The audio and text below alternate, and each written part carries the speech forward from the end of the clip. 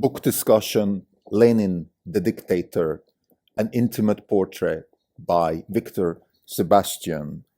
I'm going to have several notes on this book, notes on the revolution, notes on the man Lenin, notes on the author Victor, notes on power, etc. So I'm going to structure this talk in terms of notes. I think it's a big volume. It's about 600 pages. Highly recommended, phenomenal biography. I'm usually not a big biography reader just because they tend to be written by historians in a way that it emanates history versus what Victor did, which it emanates a story. It's a narrative. It's written in an almost dramatic way. And it reminds me of the gentleman who wrote Hamilton and several other biographies. The name eludes me right now. Also a very good biographer. I think biographies should be written like that. And Victor is certainly in that camp. So excellent book, phenomenal. Anybody who's interested in history should read the story. It's not as good as certainly reading, let's say, Tolstoy or Dostoevsky if you want to understand Russian culture in the 19th century. But it's getting very, very close to that level of insight and inspiration. Just before I go, I just want to remind listeners that book discussions are an integral part of this podcast series. The Not Even Wrong podcast is the purpose of the podcast is to give people a sense for what it feels like to run a hedge fund. We've said several times in this podcast that reading is conditioning of the mind. So the same way an MMA athlete trains conditioning, pull-ups, chin-ups, running, whatever, to keep fit, the same way we read to keep fit. It's not certainly reading a Lenin biography is not going to make you money straight away, the same way doing pull-ups is not going to win you a fight in the UFC. But of course, you need to train technique and all that. But if you don't do it, if you don't do the conditioning, you certainly won't win a fight either. And the same way we think about reading. It's conditioning of the mind. It is bending your mind, learning to think in different ways, asking different questions. And this is a fantastic, fantastic example. Lenin, this book, Lenin, this biography, gives so many aspects. It goes from understanding power to understanding disruption, to understanding personalities, to understanding what founders can do to an organization. So there's so many aspects that you can actually apply directly to the business of wealth creation. This is a Not Even Wrong podcast. It's October 7th, 2021. This is Krim Delco. For the day, the fund is up 1.8%. The market's up 1.4%. For the year, we are up 11.8%. The market's up 17.1%. We're underperforming by 5.8%. Lenin, the Dictator, an intimate portrait, notes on the revolution. The revolution in Russia in October 1917 happened actually through a coup. It was Lenin's Bolsheviks who took power from an interim government. The Tsar was toppled in 1917 in February. There was an interim government, so a government that was supposed to take over from the Tsars. And the Lenin Bolsheviks took that government out of business with a coup, with a classic coup. So something we would have seen later in countries like in Central America and all that. And this is already a big lesson here. So whatever we saw, I was born in the 1960s, and I still remember all these dictators, these people that take power through a coup and then run a country as dictators and all that stuff. All that stuff happened. The first one who did it, the innovation in terms of governing a country, in terms of gaining power and governing a country, was done in Russia through Viktor Ilyich Ulyanov, in other words, Lenin. So that's why Lenin's legacy is so immense. It's not just that he created the Soviet Union, it's that he created this concept of taking power through a coup and then running it as a dictator without the legitimacy of the church, without the legitimacy of religion, none of that stuff. He created his own religion and his own legitimacy through the apparatchiks, which became the monks of the Soviet Union. So the revolution happens and Lenin takes over. Now, I want to go back a little bit, and Victor does a phenomenal job in outlining all the years that lead towards the revolution. And there's a couple of things which stand out here. One is that Lenin was over decades almost living in poor conditions, in exile, and had actually very little power in terms of money, weapons, any of that stuff. He had one big collaborator. His name was Stalin, who was kind of the thug of the Bolsheviks. The thug in the sense that they were doing things like robbing trains, stealing money from banks to finance the Bolsheviks in exile. And that gave them the lifeline that they needed to be ready to strike when things were ready. Now, Lenin has this famous quote, sometimes nothing happens in decades and then decades happen in weeks. And this is because he lived through that. Nothing happened in decades. He was living in Zurich, in Paris, and London, in small, shabby places, writing and giving speeches as sort of just a revolutionary, which in those days wasn't very special. There were lots of revolutionaries, and you couldn't tell the difference between drunken writers, famous writers like people like James Joyce, and somebody like Lenin. They were all hanging out, for example, in Zurich in the Café Odeon, and they were giving speeches, and who knows who they were, who cared? But then this one turns out to be one of the biggest creators of power structure and governance and a lot of these things in the 20th century. His name again, Lenin. And why? Because he was there at the right time when it mattered. The revolution itself happened pretty quickly. It was a coup. They took power, and then they were able to take over the country. There was a civil war against the Reds against the Whites, which immediately succeeded the coup. It was basically a counter-revolution. It was the try of the Tsarist Cossacks and then the sort of old guard to regain power. That didn't work out because the Red Army built by Trotsky was powerful enough. Now, a couple of things in terms of the revolution, which will then lead me into the next segment. And this will be the segment for why Lenin is so relevant today. What Lenin also invented was what we call demagogy today.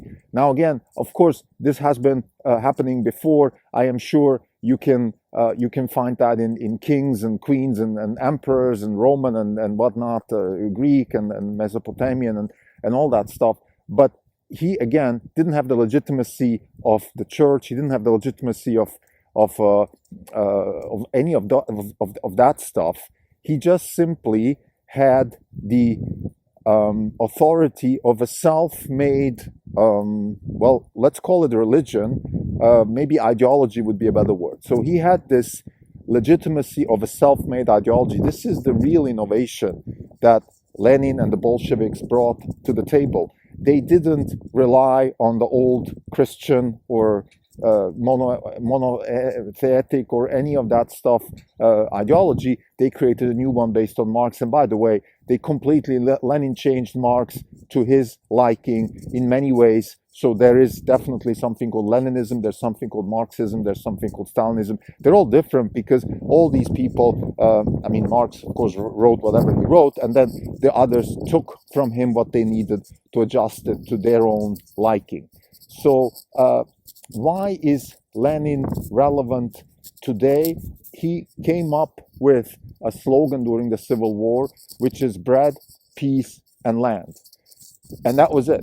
So this short, concise delivery of a message, this was new. That Tsars and the kings and emperors of Europe in those days, they didn't exactly talk in those terms because they didn't have to. They had the legitimacy of God. They didn't have to be Twitter-like 140 characters, easy to understand type people, because they had the legitimacy of the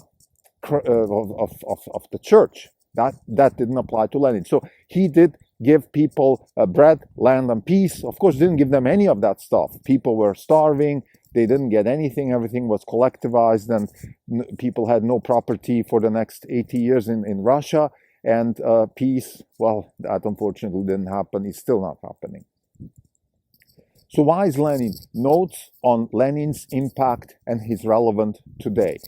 Why is he still important today? Victor says is in several the speeches that he gave that I saw on YouTube and also in the foreword, Lenin is very well applicable to the post-truth politics that we're living in today. And we're talking 2021. So this is a very dangerous and concerning comment that I'm making, and unfortunately, it's absolutely right. We live in a post-truth political environment where ideologies and political twisting of stories has become commonplace. We had it with Trump. We are having it with COVID. We're having it with the left in the US. We're having it with the left in Europe. And I don't want to be left-right here. I'm sure the right would do the same thing. As like I said, Trump did it first in the US and so on and so forth. I've always said that the biggest difference between, let's say, Trump and George W. Bush was that George W. Bush probably lied about going to Iraq, but he was embarrassed about it and he was trying to conceal it, versus Trump was openly lying and saying, well, who are you to tell me what the truth is? I decide what the truth is, and things like that. And unfortunately, this culture is now continuing.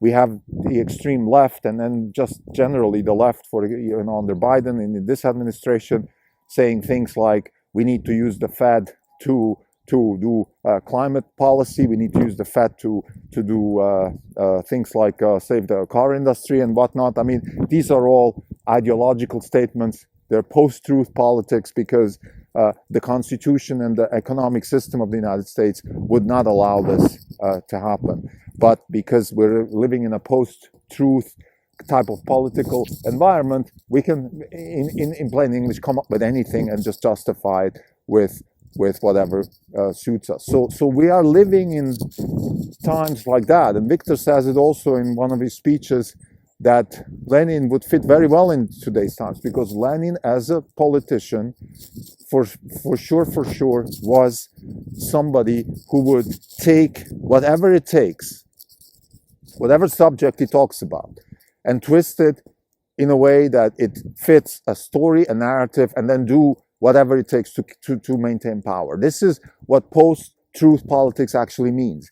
You take any narrative you need to maintain power. This is what it means, and this is the times that we're living in. This is exactly what's going on. This is why I think the NLW podcast about Bitcoin is so amazing, because I think he really hits the nerve of the time, because he keeps saying his podcast is not about Bitcoin and crypto. It's about power. A lot of the stuff that's going on is about power. What is power? Power is the ability to coerce people to do whatever you want them to do. Notes on the difference between Churchill and Lenin. Churchill was the only one, according to Victor, who saw the danger of Lenin. He saw it early on. He said, in typical Churchill manner, the worst thing that happened to Russia is the birth of Lenin, and the second worst thing is his death. What he meant with that is that one of the biggest crimes of Lenin, according also to Victor, was that he left whatever he created, the Soviet Union, Russia, in very weak succession hands, and then Stalin took over and became this brutal dictator that we unfortunately have a lot of history now, what he did. And it was terrible for the country and for the people. But, well, some people even use that now the other way around, saying Stalin was great because he made what became the Soviet Union and Russia to a superpower. Well, I don't want to argue about this, but I just want to argue about power and generally the difference between the kind of power that somebody like Churchill was propagating versus the kind of power that somebody like Lenin was propagating. And the difference is fundamental. It's Popperian versus authoritarian. So Churchill, without saying it, I think, was deeply embedded in the culture of the United Kingdom back then, which was some sort of, I would call it Popperian light version of governance. Even though they had a monarchy, even though they had all this, the aristocrats and all the entrenched and embedded and vested interests that were growing within the British United Kingdom Empire for centuries, they had this ability to replace ideas with better ideas, to replace leaders with better leaders, even to replace kings with better kings without violence and coercion, or at least they had a system in place which was trying to optimize for that. Of course, they had violence. Of course, they had often they weren't able to replace leaders with better leaders. Sometimes they replaced them with worse leaders and all that stuff. But nevertheless, I think that the UK as a Western system, and then of course the Americans, when they took over the world from the Brits, or when they took the baton to run the world, they have this innate system. And the Lenin of the Soviet Union of Lenin absolutely didn't have that.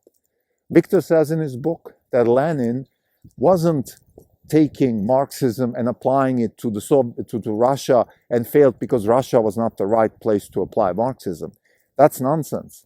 What Lenin did was he tweaked whatever Marx said, whatever socialism was supposed to be, into a very Russian, actually post-Tsarist system, which leaned heavily on the Tsarist system. This was a very Russian thing. Authority, the strong man, zero tolerance, no opposition. All these things were deeply embedded in the Tsarist regimes of centuries of Russia, and they were also implemented by Lenin. So this is a very important insight that I didn't have, because I was taught even in school back in Switzerland that Marxism could have worked maybe, but it was applied to the wrong country. That's not true. I think what Lenin and his magnates did, they applied the teachings of socialism and Marxism to a Russian flavor, and they made it Russian. And one of those things is this unbelievable, they maximized authority. There was no optimization there. Keeping power, keeping authority to the maximum was the function to be maximized. This is, in a nutshell, what Lenin did. And this is also, I think, why Russia today is still the same. Russia isn't able to change. Russia is not able to replace leaders with better leaders, ideas with better ideas, because it has this embedded structure of continuously maximizing the power of authority. And it's a little bit like computing. It's substrate independent, meaning it doesn't really matter what you believe in. Is it socialism, nationalism, Tsarism? It doesn't matter who is in power. It's irrelevant, because the underlying structure, the maximization of authority, is still paramount in Russia. It is paramount in their politics. It is paramount in their economics. We have the oligarchs. They have superpowers, and they're super rich, and they have these super yachts and all that stuff. And that's how Russia works. And the question that you can derive from this conversation is there's two types of countries in the world. There's the Popperian types, the UK, the US, to some extent most of the Western world. And then there is the countries which maximize for authority and not for replacement of leaders with better leaders without coercion and violence. And those countries would be Russia, would be China, etc., etc. Now, it doesn't mean that you can't have an economy. It doesn't mean that you can't have a hybrid solution like China. Even Russia, to some extent, allows now free markets. And free markets are actually, you're replacing companies with better companies. You're replacing products and services with better products and services. So those sort of things are possible even in Russia. They're possible in China, of course, but only to some extent. And the question now, of course, is, from our perspective here at Orange Capital Partners, is, again, we've spoken a lot about the deterioration of government infrastructure within the United States. And what we mean with that in plain English is actually the deterioration of this Popperian attitude of replacing bad governments with better governments, bad political structures with better political structures. For example, we live in San Francisco here. San Francisco is unfortunately a very sad example of how governance is becoming worse and worse, and it's not being replaced with better governments. We have bad governments when it comes to the public school system, bad governments when it comes to things like homelessness. We have bad governments. Recently, Tesla was given a verdict of 130 million for discrimination of a contract worker. So these are all, I would say, they do remind us of a system that Lenin put in place in the Soviet Union, which was that you push your doctrine, you push your ideology, and you don't allow for critical thinking or critical discourse, and sort of you don't optimize for finding better solutions, for finding better leaders, for finding better situations. You just keep optimizing for power, maximizing power and authority. And there are those types of strains that we see here in San Francisco, and this is just a small example, but it's happening across the world. Again, when we hear people, for example, in Germany, in the German elections, the Green Party is saying that the EU and the ECB should do more to help climate change. So the European Central Bank should be helping climate change. That is not an okay statement, because you can't use these institutions for your political purposes. There's actually a very simple reason why you shouldn't do that, which is, well, if you use the ECB for your political purposes tomorrow, if another party wins, they will use the ECB for their political purposes. So it's going to become sort of a tit for toe, or whatever the word is, and that shouldn't be the case. It's the same conversation that we're having here in the United States with the extension of the Supreme Court to more judges, because the left wants more left-leaning judges, and that, of course, is a rabbit hole. Because if you do that, then the right next term around will expand again and put more right people. It is just a terrible idea, and it again goes back to the points when I spoke about why Lenin is so relevant today. We live in a post-truth political environment where ideology and maximization of power is paramount, and not the replacement of politicians' ideas and institutions with better politicians, better ideas, and better institutions. This Popperian approach towards governance, unfortunately, is losing, losing momentum. The question, of course, is why, and this brings me to the next point. Notes on the environment and disruption and the causes for why Lenin was even possible. That, to some extent, is a very deep philosophical question. Goes back to Nietzsche, I would say, saying God is dead, what comes next? So we have the 19th century Europe, where we go from believing in the absolute authority of the church and the absolute authority of Jesus towards something new. Nietzsche says, well, we don't know what that is. And he says, God is dead. What comes next? If you stare too far into the abyss will stare back to you. So please come up with something. Then we have a book I just started reading, Thomas Mann's The Magic Mountain, that's Zauberberg, where he talks about this. Also in the foreword, he said the past being, as he said, not defined by time and the sort of circles of the earth around the sun. The past is, in a Lenin way, sometimes can be decades, and sometimes it can be weeks, because the past is defined as a sort of social structure, a philosophical underlying of society, things like that can change very quickly.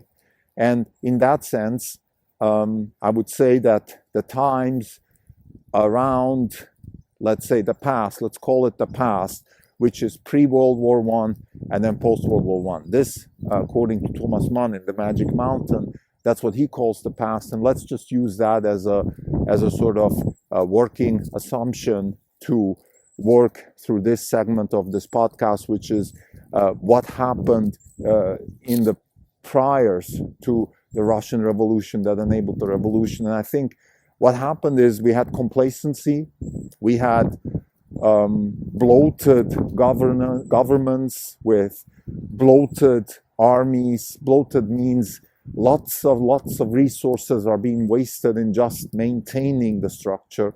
There was no innovation, there was no efficiency, and of course the cost to maintain the structure was so high that they couldn't maintain it anymore, and therefore there was ample opportunity for disruption. And this is what happened. I think Lenin and his Bolsheviks had actually very little in terms of disruption.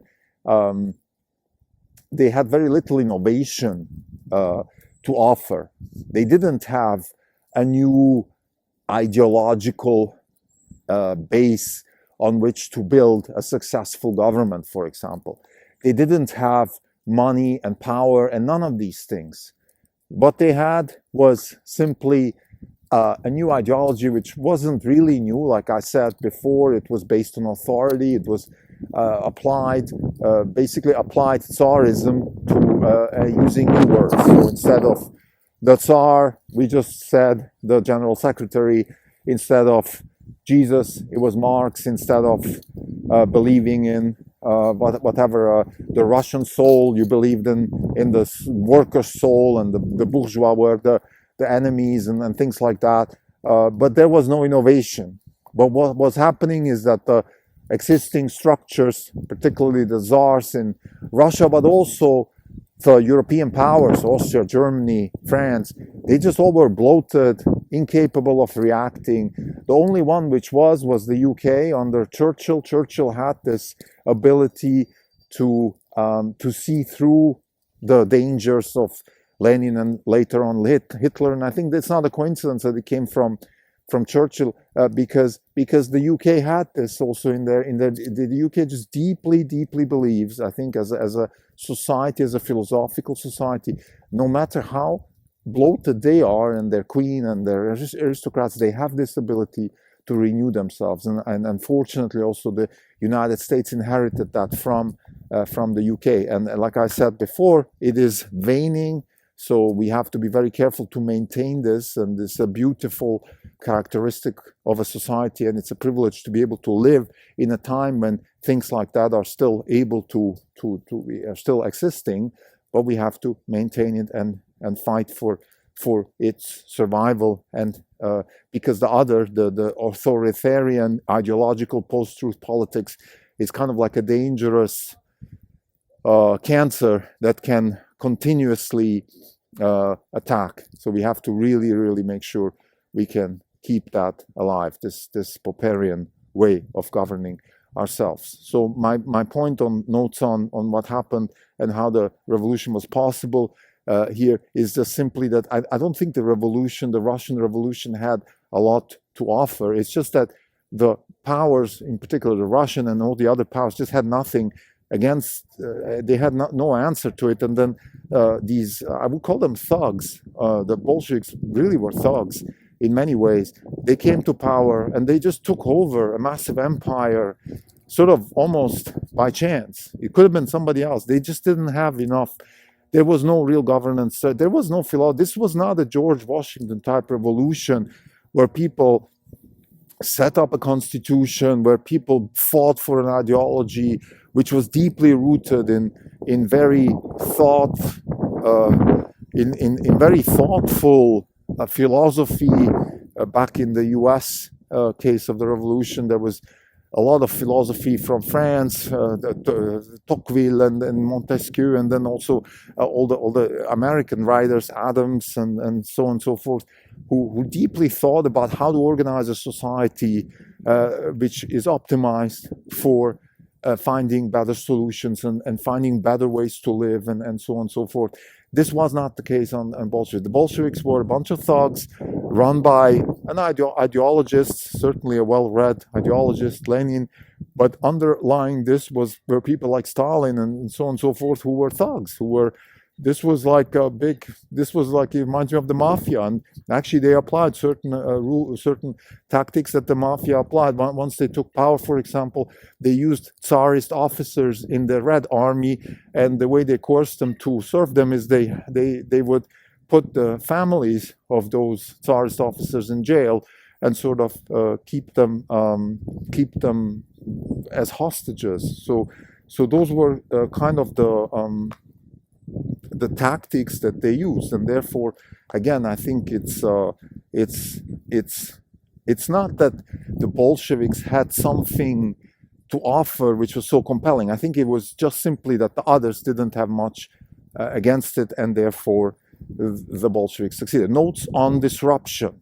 Now, this book has a lot of insight to offer when it comes to disruption. One is, again, like, you can actually disrupt the system even if you don't have much to offer. So this is a little bit against our thesis here, Orange Capital Partners. Just if the if the incumbents are so weak, new things can pop up, even if they don't have all the things that we require, such as innovation stack, unique approach, 0 to 1 type things and all that. Now, of course, Lenin had some of the 0 to 1 type characteristics. He was very unique. He had a very unique approach towards revolution because his brother was executed by the Tsar, so he had some very personal reasons to get rid of the Tsars. But again, he did not build an innovation stack. He did not build an innovation stack. He built a little bit of an innovation stack, but this wasn't a George Washington type revolution. George Washington, Hamilton, they really built an innovation stack. They built a new country out of nothing with solving problems, creating new problems, solving problems. This was not the case with Lenin. Lenin took a lot of the old structures of Russia and just applied them to his own function of maximizing power. So this was not the same thing. But nevertheless, they were able to disrupt not just the Russian Tsars, but also the whole world. And this is the crazy thing. Because again, what Lenin did later on was done in China, and then it was done in Vietnam, and then it was done in Eastern Europe, and then it was done in Central America and Latin America. So there was a lot of repercussions from what Lenin did. Notes on why Stalin was possible and why the ideas of Lenin survived for so many decades and still are thriving in certain parts of the world. So first, why was Stalin possible? Stalin was possible because, again, Lenin didn't have much to offer. He was a leader of an organization which was called the Bolsheviks, which really were just thugs who took over power from a weak and complacent and bloated Tsarist regime. And Russia happened to be incredibly rich relative to other countries. No matter how poor the people were in Russia as a country, as an empire, the country was very rich. So these thugs took over a very rich territory, and they were able to finance others with what they called Comintern, the Communist International, which was sort of like an international organization to finance other revolutions. That was one thing they did, and that sort of morphed then into what became, after World War II, the global communist movement, financing of Cuba and Vietnam and all that stuff. But let's get back to why was Stalin possible? Well, Stalin was possible for two reasons. One is, of course, he was instrumental part of the Bolshevik Party. He was the guy who brought in the money by robbing banks and things like that during the exile years. And then he was, of course, a very, very skilled party ladder type climber. And he was just able to also marginalize Lenin when Lenin started getting sick. By the way, this would be one question I have to Victor Sebestyen, which is, are you really sure that Lenin got sick? Wasn't he poisoned? I mean, his death served people like Stalin, and I'm not so sure that maybe Lenin wasn't just getting sick, but let's put that aside. Stalin was possible because, again, there was nothing in place for succession, because Lenin just didn't have a plan. When the founding fathers of the United States took over this country, they put in a very, very detailed plan of how succession should work, because they were optimizing for finding better solutions, better leaders, for longevity of the system, and not for maximizing power of the clique that took over the country. So to summarize, Lenin, the Dictator, a personal portrait by Victor Sebestyen, is a phenomenal book, highly recommended. It also it shows the personality of the person more than the ideology and the political repercussions. It shows the person. I think Victor did a great job in showing us how this whole historical moment was possible through the eyes of the actual person which was leading it, which was Lenin. I had notes on power, notes on disruption, notes on why this was possible, notes on the revolution, notes on the author himself, and I think it's incredibly useful to read books like this, like I said in the prelude, because they help you understand the context of the times you live in today. They help you understand the context of those times, You can see parallels. You don't have to see parallels necessarily. I'm not saying that that is the main goal, but sometimes you can see them and you can just learn from these past events, but in a way that it's not learning for the sake of learning, but it's learning for the sake of enjoying, understanding these dynamics which drive the world that we live in. Thank you.